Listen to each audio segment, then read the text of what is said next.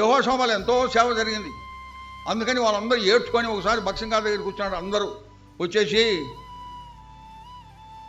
Brother మాకంతా ఎంతో గిల్టీగా ఉంది, మేము మారుమనసు పొందినాము, యేసు ప్రభువుని అంగీకరించినాము, దేవుడు పరలోక స్థలంలో క్రీస్తునందు మమ్మల్ని ఉంచినాడు, అది మేము అనుభవిస్తున్నాము.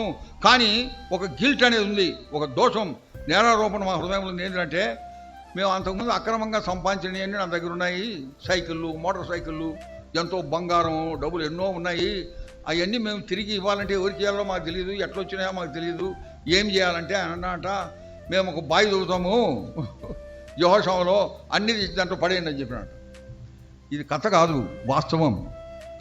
ఇప్పుడు కూడా మీరు యెహోషాలోకి పోతే సెంట్రల్లో ఆ గ్రౌండ్లో మీరు పోయినారు ఎప్పుడైనా కొంతమంది, సెంట్రల్లో ఒక బావి ఉంది, ఆ హాల్ వెనకాల ఆ ముందు ఆడ చూసి ఇప్పుడు అంతా దానికి చుట్టూ గోడ కట్టినారు, పెట్టినారు, సీల్ చేసేసినారు. దాంట్లో అన్నీ వేసేసినారంట, సైకిళ్ళు ఏమేమి తెచ్చినారు అంతా, డబ్బులు, బంగారం, అది అంతా వేసేసారు.